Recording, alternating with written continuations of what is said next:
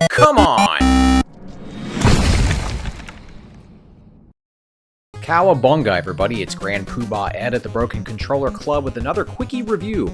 Today's game is Teenage Mutant Ninja Turtles The Cowabunga Collection, and Cowabunga indeed! This collection is stuffed with everything a classic Turtles fan would want. Let's go down the list, shall we? All the classic games are here. Of course, there's the arcade versions of Ninja Turtles and Turtles in Time, and they are pretty much arcade perfect. Next, you got the NES games of Ninja Turtles 1, Ninja Turtles 2, the arcade game, Turtles 3, the Manhattan Project, and the NES version of Ninja Turtles Tournament Fighters. And these games have a special place in my cold, dead heart, especially Turtles 2, because that was actually the first game that I ever rented. Memories, right?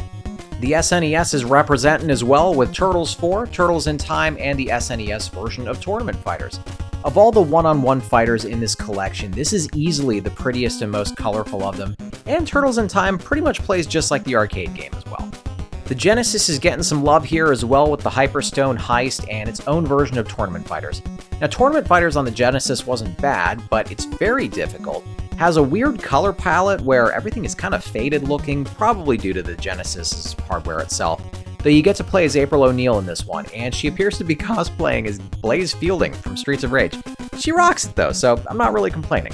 And last but certainly not least, you've got the Game Boy games here. You've got Fall of the Foot Clan, Back from the Sewers, and Radical Rescue. All of these are 2D platformers that are easy on the eyes despite the limited Game Boy palette. Fall of the Foot Clan is a classic. You can see where after that game was made that the developers wanted to update the graphics in Back to the Sewers, and they tried to add some new animation to the Turtles, and points for that, but for some reason, their jump kicks look like they're trying to stretch their hamstrings or their legs, and it looks really stupid, but it's also funny and endearing too. And Radical Rescue in particular is really fun and starts you off with just Michelangelo, and he's got to rescue the other 4 turtles to gain access to them. Maybe this was foreshadowing for The Last Ronin, who knows, but at least his brothers aren't all taking a dirt nap in this game.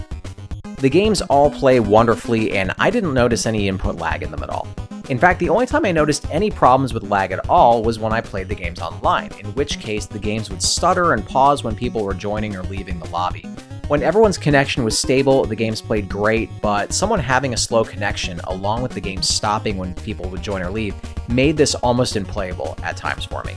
But that might have just been my experience, though I'm on fiber optic and my connection is great with everything else I play, so who knows. There are a ton of other features here that you'll enjoy, including the usual save states, and of course you can rewind the game, which is going to come in very handy for those of us who still get killed constantly in the swimming level of Turtles on the Nintendo. That should reduce swearing by about 40% by my calculations. You can also change the game settings, like starting on whatever level you want. You can turn on invincibility, there's screen filters, and there are tons of extra media that you'll no doubt love. In this collection, you get access to the boxes of all of these games, but also you get to read through the instruction manuals, and as I've said in other reviews of retro collections, I love getting to read the manuals. You also get to listen to the music from the games, and you can check out all of the covers of the comic books, and you get stills from all of the TV shows, like all of them. The original series from the 80s all the way up to a Rise of the Ninja Turtles, or whatever the hell it's called.